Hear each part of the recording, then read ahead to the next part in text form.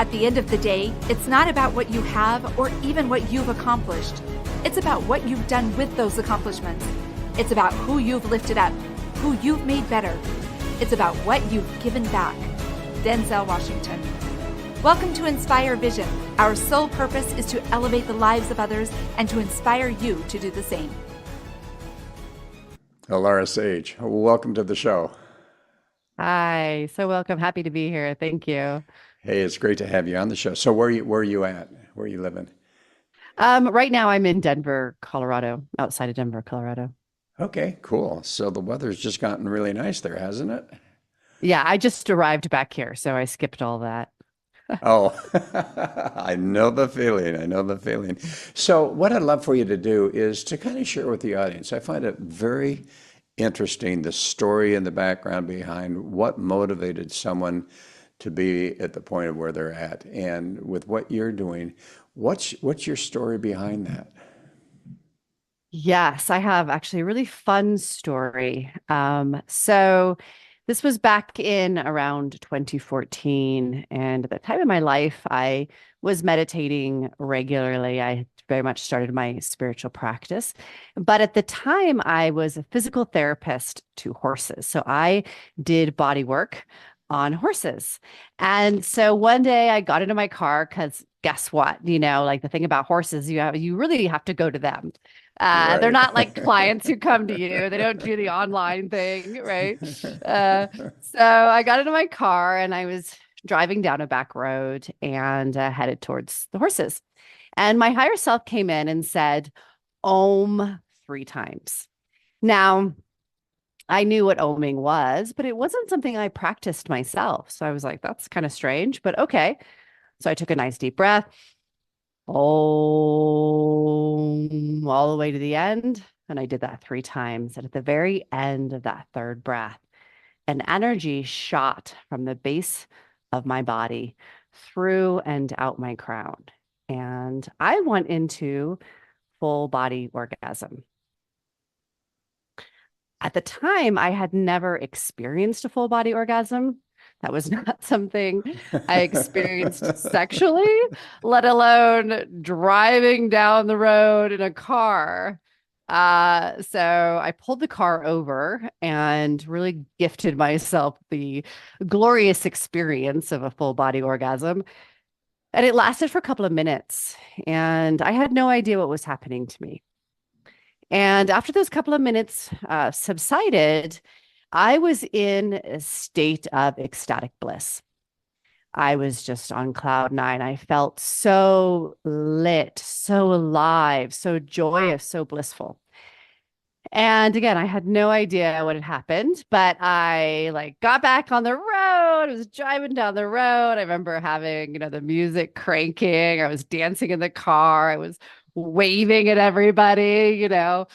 And the energy remained there for most of the day and kind of subsided. And then what happened was I went into 5 months of kind of chaotic energy because what had happened to me is what's called a spontaneous Kundalini awakening, where the Kundalini Shakti wakes up. And normally it's quite a process, quite a, almost a lifelong journey for that energy to move through your body and move out your crown. And that's where you hit divine union, which is ecstatic bliss. But mine had been instant and spontaneous, but I didn't know any of that. And what happened was, as that Kundalini shot through my body, she unleashed, released all of, or not all of, but much of the stored emotion, the stored trauma that I hadn't processed throughout my life that was in my body. And so for 5 months, I was all over the board.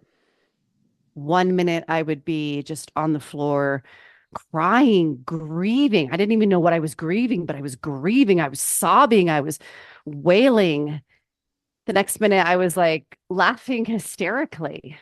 And the next minute I was raging, just screaming, so much anger and rage moving through my body. And, interestingly enough, before this had happened, I had really considered myself an emotionally stable person. but I was actually emotionally suppressed. So this immense amount of an intense emotion I was not used to. And I even checked in with my higher self. Am I going crazy? And higher self said, breathe and allow. Yeah, I love higher selves. And I asked that about 3 times throughout that 5 months experience. I was never told during that time what had happened to me. And then after about 5 months, it started to reach back to an equilibrium. And that's when a book landed in my lap, came into my universe, called Kundalini Awakening. And the first chapter was Spontaneous Awakening. And it like just nailed to the head of what I experienced.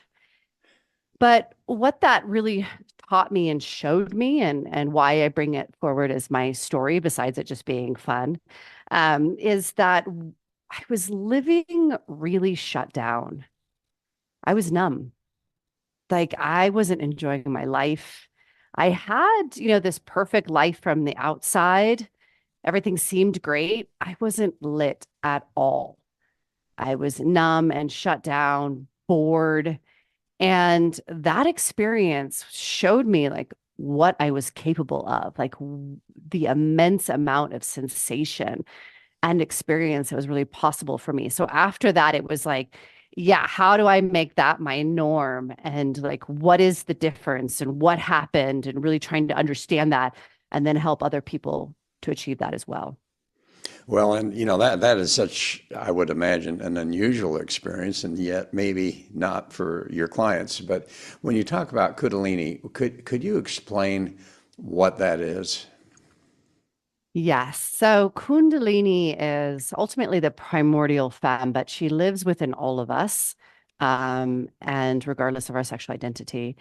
And, when we see the Western medicine, the cross and the two snakes, that is the Kundalini. It is the serpent energy. So it's kind of ironic that Western medicine stole that really from Eastern philosophy. And what she is for one, she's the primordial femme that is within all of us. It is very much the creative life force energy, the pure potentiality that exists within us. And when she awakens, she's known as Kundalini. And when she awakens, she becomes Shakti, the goddess Shakti.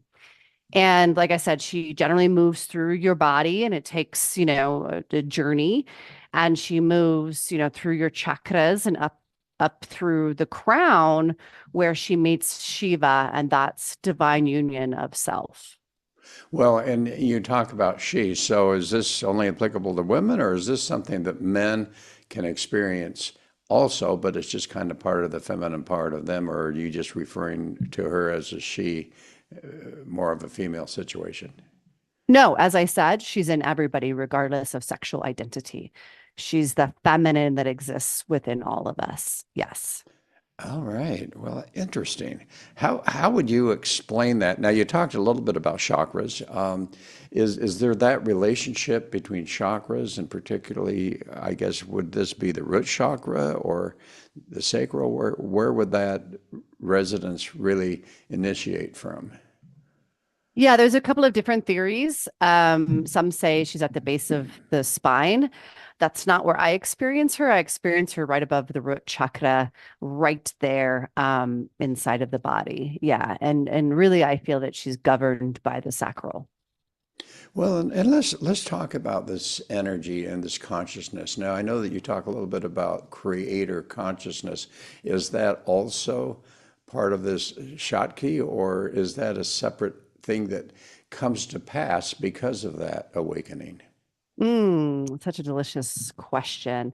Yeah, it's definitely interwoven. To me, creator consciousness is our ability to consciously create our reality. And we do that best when that Shakti is activated and alive and, really moving through our body, at least to our heart, because creator consciousness is something that I teach.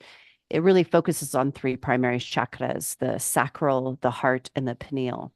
So when she's moved at least all the way up to the heart, there's really this profound devotion to serving the whole, serving ourselves through the whole, serving oneness and love. And when you talk about the pineal, are you talking about the third eye chakra? Because most people that are looking just strictly at chakras are not really considering that the pineal gland, although I totally get what you're talking about. Can you kind of explain that and where that comes from? Yes, third eye chakra. That's correct. Okay. And why do you bring up pineal?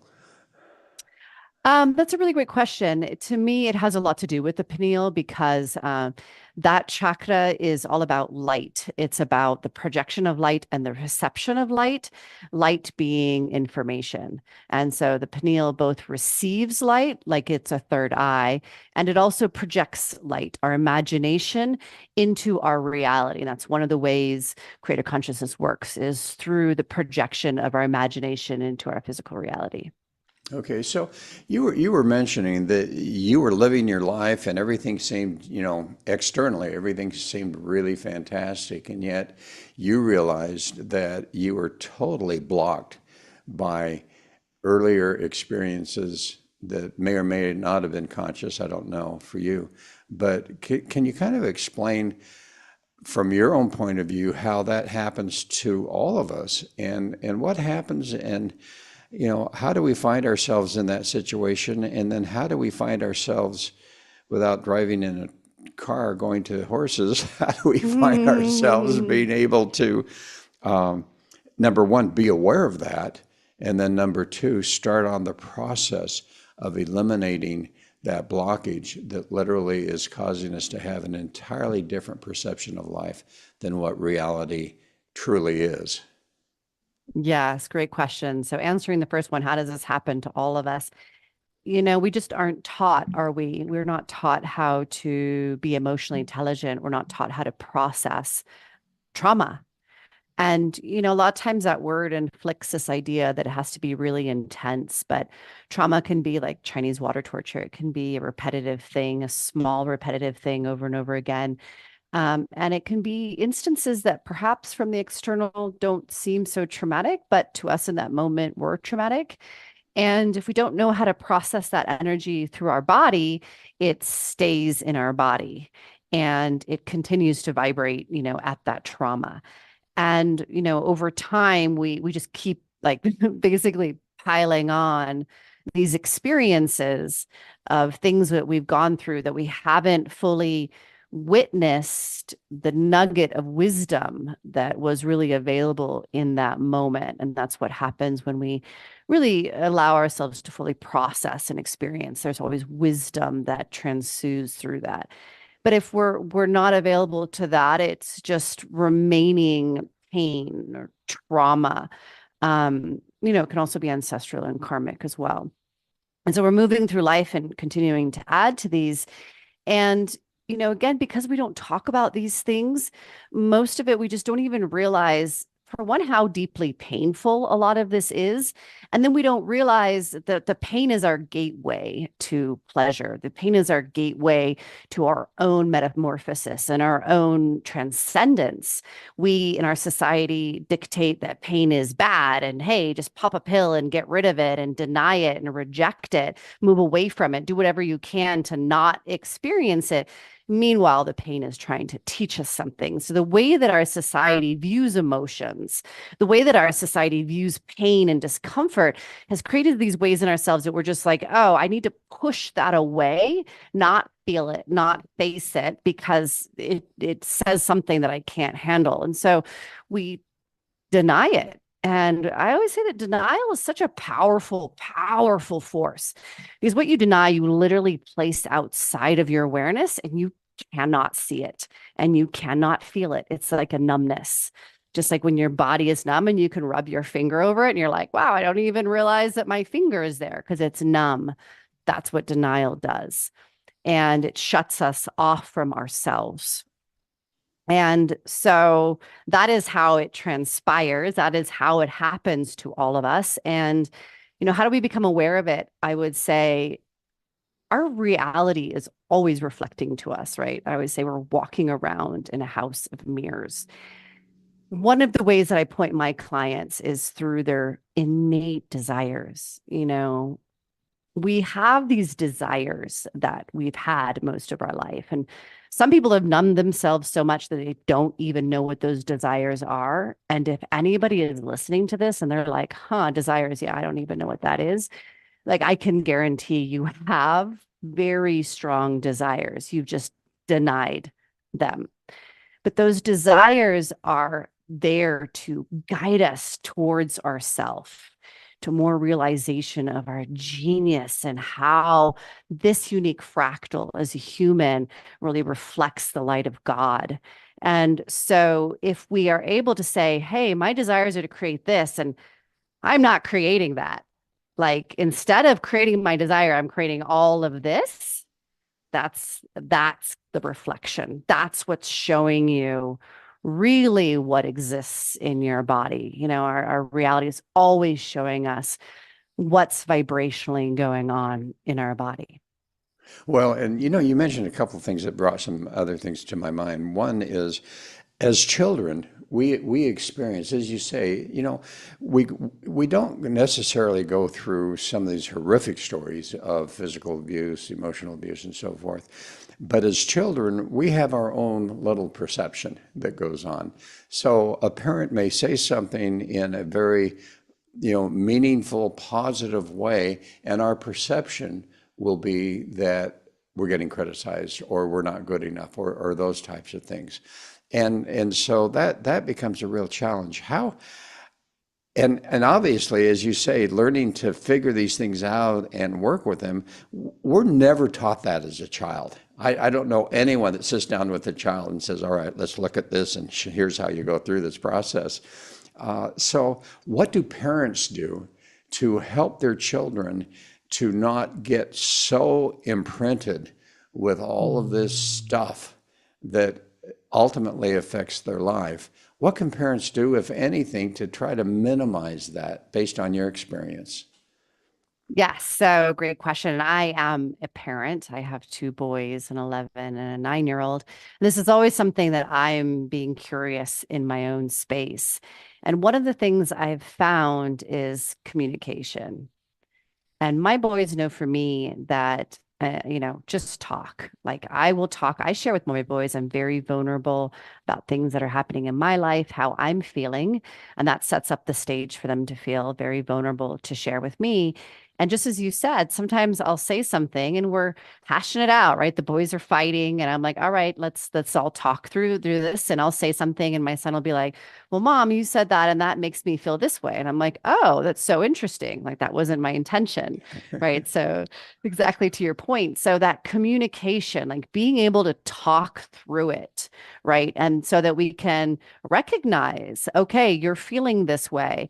And then it's about teaching them that emotional intelligence. Like, that's what I'm teaching my boys, emotional intelligence. You are responsible for your emotions. For one, nobody can make you feel anything. Let's like rewrite that in our society. Yeah. People can say things that can trigger you, absolutely, but that trigger is your responsibility. And so helping my boys recognize those triggers in themselves, be able to really be present with those feelings, express those feelings, because I wasn't taught to express. So when my parents did something that made, like, I was almost at it there, that made me feel, where my Right. parents did something where I felt like, oh, I'm not worthy enough. There was no space for me to say, hey, I feel like now I'm not worthy, or that wasn't enough, or I'm never pleasing you, right? There was no space for that. So I think really giving kids voice and truly listening to what they have to say. Well, and you brought up something else, and you just barely mentioned it, but I find I've really been researching this because being here in Thailand right now, Mm, with the Buddhist culture, there's this whole concept of past lives. mm, And personally, from my personal belief, that is something that I find difficult to understand. I have very good friends who have experienced that, and I do not doubt their experience. mm. But at the same time, for me, scientifically and everything else, I'm going, how does that work?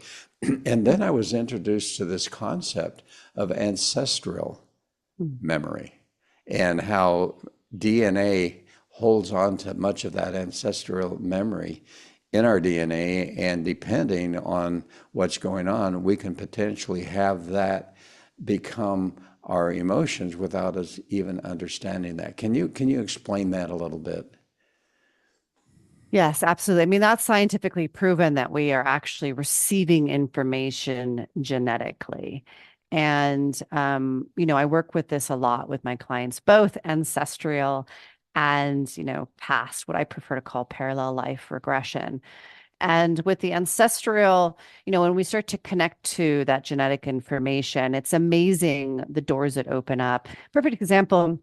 The other day, I was working with a woman, helping her to conceive, and we went into a session, and she's done quite a lot of work on herself prior to meeting me. And we went back to the womb, and we were working with when she was in the womb. And turns out, she already knew this, but her mother's mother died while her mother was pregnant with her. And then as we opened up the door of information, there was all this ancestral energy around lots of people having really close people to them die when they were pregnant. And so that gets imprinted. And so now she's been resisting conceiving because there's this fear of, well, she has it as her mother would die. So subconsciously, through that genetic information of, hey, when you get pregnant, somebody dies, right? That's the genetic information. Yeah. She already had another fear around her mother dying for another reason that we unfolded as well. And so it was like her belief with those two together was like, her mother is going to die if she conceives. So the power of seeing that and realizing that, just like the aha moment that she had, so that we can release that energy from her so that she can conceive. Wow. And that you hear those stories and it's so amazing, and it's wonderful for people to start to open up and have their curiosity and realization become more the fact that, what, why am I doing this? Why am I acting this way? And realizing that, I mean, I've had that. I go back, so did this happen? Did this happen in my childhood? I don't think so. Mm-hmm. And all of a sudden it's like, you know what? This happened previously to one of my ancestors, and now it's affecting me, which I find fascinating. And also, when you talk about epigenetics, what's going to happen now with the client that you just talked about, which potentially could have been passed on to her children and so on and so forth. Once she realized that, is that going to make a difference for her descendants?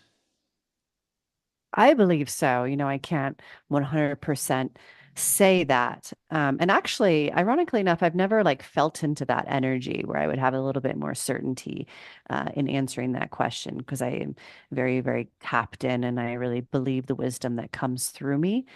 And simultaneously, it really is a chain of information. And so when we are the ones that are deciding to create something differently, consciously, right? Which is different than just, how sometimes genetics can skip, right? Right, Generations. right. That's not a conscious decision.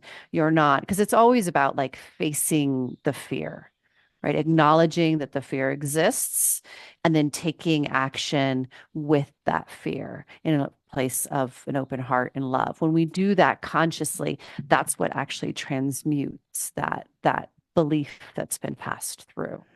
Yes, and my studies have shown, and research that I've studied has shown that actually, when we talk about epigenetics, that you can literally, as you change that consciously, you literally change those epigenetic and genetic situations to where your children and your children's children are not necessarily going to experience that again, which I find fascinating, which means that you literally can affect generations to come by consciously working on yourself and eliminating, or at least moving away and letting go of some of those issues. So you talked a little bit about chakras, creative centers. You talk about three main creator centers. What are those, and what does that mean? Yeah. So from my perspective, to create our reality consciously, we're primarily, of course, we need all of our chakras, right? Like we use all Right. of our chakras in every single moment. But there's three primary chakras for creating our reality consciously. And that's our sacral chakra, our heart, and like our third eye, our pineal. And so the sacral, that is the governing chakra of our creative life force energy, as well as our sexual energy, where our sexual energy is creative life force energy too. All of our sexual energy is creative life force energy, but not all of our creative life force energy is sexual. Right. So that is all about learning how to utilize that energy and really bring it to the heart, which our heart is the connection to our soul. And this is where those desires truly reside. And those heart's desires, those innate desires that, like I said, are really trying to connect us to our genius, which is also rooted in our heart, our unique genius. And so as we connect deeper and deeper in the heart, create self-love, forgiveness, compassion, we open up more of our unique genius. And that's creative life force energy gets to come through that fractal, that shard of glass, of colored glass is how I like to call it, to create our reality. And then, as I mentioned, with the pineal and the third eye, it's a lot about using our imagination because our mind is so incredibly powerful. Our thoughts are constantly creating our reality. And even more so when we play in the realm of imagination, where we're activating the mind in imagery, as well as activating the body to feel and to sense that imaginary space. We are really literally vibrating at that version of ourself, and that creative life force energy, that Shakti is really bringing that, birthing that through into our reality. So how does somebody do that? Is it meditation? Is it? I know. Well, for me, that's what I focus on. But for others, how does one start to really focus on those energy centers or those chakras, and particularly, as you say, the sacral, the heart, and then the nail or the third eye? And science is actually showing that as the pineal gland is activated more, healing throughout the whole body occurs because of the hormones and everything else that's released. But how does an individual start to learn how to literally become aware of that and focus on that and heal that as necessary? Yeah, such a great question. First and foremost, it is always about awareness. So I love that you say that right off the bat. It's always about awareness. And, definitely you can meditate. And also what you can simply do is breathe with your awareness at a chakra. Sometimes it's really helpful to like put your hand there so that there's a touch sensation. So you're maintaining your mind there. You can even like rub it. Another thing you can do is tap it, right? Because tapping automatically tells the body to relax, to release. And so, like right now, I'm tapping my sacral, but I could also be tapping my heart. So, you can tap that chakra and then just breathe with your awareness focused on that chakra. So, that's going to, as we know, where your awareness goes, your energy flows. So, as you're tapping and you're breathing and you're holding your awareness there, you're bringing a lot more energy into that space. And the process of really truly stepping into greater consciousness is becoming very familiar with your body and with your energy centers because everything is conscious. So to say that you can create your reality consciously but not really know where your chakras are and are they open and how does it feel and what is the energy there right now isn't really true, right? Because we need to be really feeling what's going on. And okay, this, my sacral chakra is really lit, my Shakti is open, or it's not today, because I'm feeling a little bit of inadequacy, or I was triggered, or I'm a little bit feeling of unsafety, right? So it's always about awareness, and we can do that through that breathing and that tapping. That's really how I started. When I started this whole thing, I just started focusing my awareness on the chakra and breathing there. And it's amazing how if you really stick to that, the amount of information that will open up for you and also just the self-healing that just naturally takes place. Well, and I may be asking a question that you may not be totally, comfortable with, but as you talk about the different experiences we're having. And I think this is where awareness comes in. So all of a sudden we're sitting there and going, wow, I'm feeling inadequate, or I'm feeling angry, or I'm feeling this or that.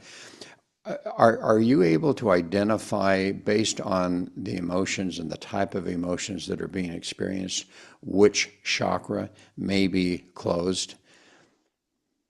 Absolutely. But I can feel it in people's bodies. So I'm extremely empathic as soon as I'm talking to somebody, in the right circumstance. Like I don't just go around feeling everybody. I have boundaries. Right. I respect Okay. everybody's space. But when a client is talking to me, even as they're talking, their bodies Hmm. are lighting up. Their Okay, so chakras are lighting up. I'm not talking to you, I am right now, but let's say that I'm not a client of yours, but I've Yeah. listened to this and I'm really fascinated by this and I'm feeling this emotion.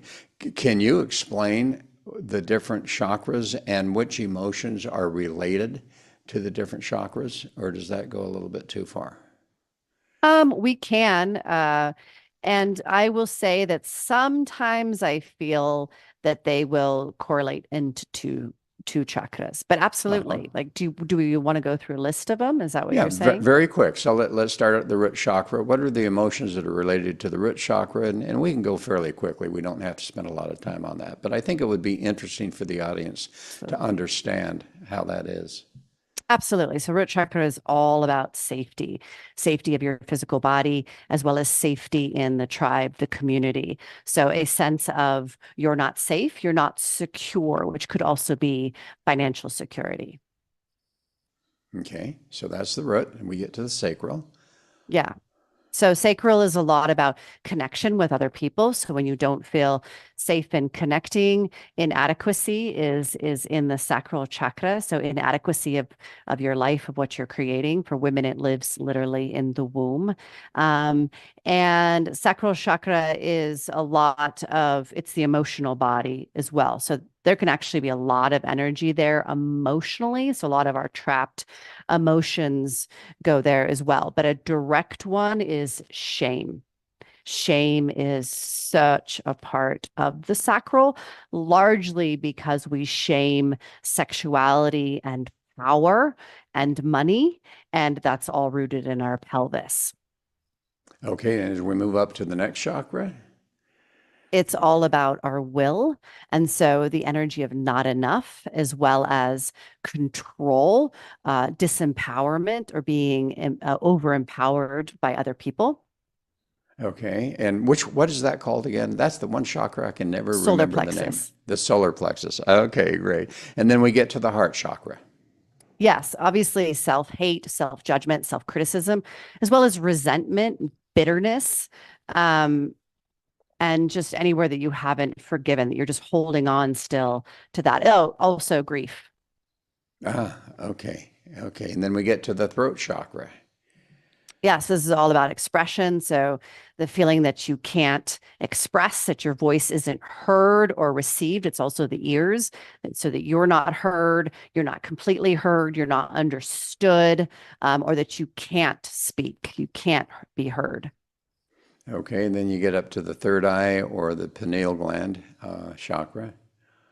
Yeah, there's a lot of religion there. And I have nothing against religion, but there's a lot of religious dogma there. And also with the crown, just about things we've been taught that how we can or cannot connect directly to source energy. Um, as well as the third eye is all about our vision and our psychic powers. So there's a lot of trauma in there that, that's bad. We're not allowed to have psychic abilities and powers. So there's a lot of shutting down there within our ability to see. The other thing is the imagination, because when we're children, we have very strong imaginations, and then we're often, again, that's not like fostered. So that imagination, the inability to see, the inability to foresee, the inability to have imagination and vision. All right, and then you get to the crown. Yeah, so the crown is the father, and it's very much about connection to God, to source, and any level of not feeling able to, not feeling worthy of opening up to that. There can also be even some anger. It would be simultaneously the heart as well, but like people do have strong anger, resentment towards God. Well, and I know some people talk about an eighth chakra, an eighth energy center that's sitting a little bit above the head. Are you familiar with that one at all? Yeah, I mean, we have chakras that go above our head. We have chakras that go below our feet. So there's a lot of chakras. Ah, okay. All right. So, how does an individual, we talk about the creative consciousness. How does an individual utilize that to literally look at their life and say, you know what, this is not where I want to be. This is not who I want to be. Here's who I want to be, and here's the experience that I want to have in life. How do they take that creative consciousness and literally start to create a different experience for themselves, a different life for themselves, whatever that happens to look like to them? Yes, such a great question. I mean, the first thing is to get really clear on what you desire. And I would even take it a bit deeper and ask yourself, why? Because that why is really important. Again, we want to feel it in the heart because we don't want our desires to be egoically driven, which they can often be disguised. Our ego isn't bad, it's not wrong. But we want to really be creating from the heart space because the heart truly serves the whole, serves the one. Whereas the ego, even though it can portray itself as serving others, it has underlying connotations of serving the self. So asking yourself why and being really brutally honest with yourself. Like you're talking to yourself. So don't try to sugarcoat it, right? Don't try to make it sound good. Get really clear with yourself because if your why is like self-sourcing, you or like, superficial in the self, I mean, you want to like reevaluate that. But once you have that clarity, like get really clear, write it down. Start envisioning it. Like, what does your life look like as you're in that version of yourself? But it's not just about our pineal, right? It's about our sacral, which is emotional. So, how does it feel emotionally to be in that version of yourself? How does it feel in the sensations of your body? To be in that version of yourself. If you spend time in that imaginatory space, what will happen is you will begin to trigger the information of dissonance, what is standing between the version of you now and the version that exists in that, the dissonance. And, that's the hardest part. Yeah. The imagination is super fun and it generally feels really good in the body. And then you have to face the discomfort. And, I said it originally and I'll say it again. It's through our pain that we transcend, ascend, expand, grow as individuals. So, if you really want to create something beautiful for yourself, guess what? Like you're going to have to move through discomfort. You're going to have to move through fears. You might have to move through some of the most tremendous fears that you could ever imagine. But if you're courageous and you really trust in yourself to just take little bitty action steps, you don't have to jump off some crazy cliff. Just little bitty action steps as much as you can. Keep holding that vision. Keep bringing that vision into your body. It will happen for you. All right. And that was number two. And then is there a number three, or is that just pretty much it? Were there three things? Yeah, I sensed that there was, but maybe not. Okay, So, well, yeah, I would say yes, there is. The other thing is like it's always about really enjoying the moment. And so whenever we're trying to create something, we can get lost in like, I'm trying to get there, but I'm here, but I want to get there. And part of the process of creator consciousness is pleasure. And so allowing yourself to realize, yes, I'm creating this, but right now, this very moment can also be enjoyable. I can be grateful. I can be fully available to it. And you actually can experience every single moment. This is hard for people to swallow. in a state of pleasure. It's solely your perspective. I have challenged myself through this time and time again. All the things that I don't want to experience, the weather, the cold, whatever it is, I just breathe into my body and say, I get to experience this as pleasurable, and I can light myself up orgasmically. You can experience anything as pleasurable. And when you do that, you're opening the flow of creative life force energy. So be in the present moment, feel it as much as you can, pleasurably, feel grateful for what you're experiencing. That will open your energy so that you are creating it. How wonderful. So as we come to a close, what would be a message that you'd like to share with the audience that as they finish listening to the podcast, that will be something potentially that will remain in their mind and perhaps be a motivator for them in their lives? Like I mentioned, we have these innate desires, and they are unique to each individual. I've made the mistake of questioning my own innate desires, but those desires are pointing you, guiding you towards your most expressive, most powerful, most realized self. And so have the courage to own those desires in yourself. Have the courage, even if you don't know how you're going to create it. You don't have to know how. You just simply have to start setting the intention and taking the action.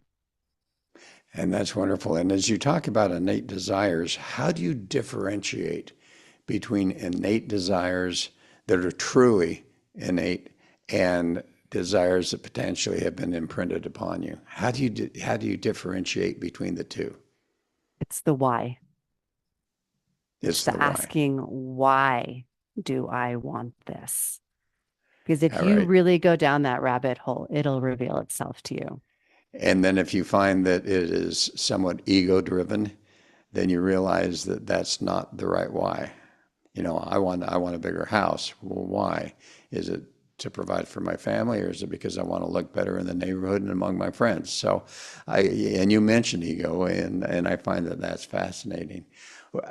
Alara, this has been a fascinating discussion. And obviously, you know, as people listen to this, some of it is a little unusual. You talk about the Schottky, and that seems strange, but using different words, different explanations, everyone has a different perception. And what I think the audience hopefully understands is, you know, we all use words to explain our experiences.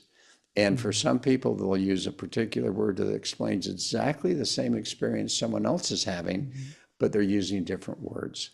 And so I think it's important for the audience to understand that what you're talking about is reality. It is real. You've personally experienced it. Many others have experienced it. But it's that energy that they literally can experience in their lives if they so choose to focus. Is that fairly accurate? Absolutely. Okay, well, thanks so much for being on the show. I really appreciate it. And folks, thanks for listening. I hope you really enjoyed this. And please, how do they reach you? How do they find you? Absolutely. AlaraSage.com is my website, and Instagram, Facebook, LinkedIn, YouTube, Alara Sage. And Dr. Doug, thank you so much for having me here. You asked really delicious questions, and I really enjoyed the conversation. Thanks so much.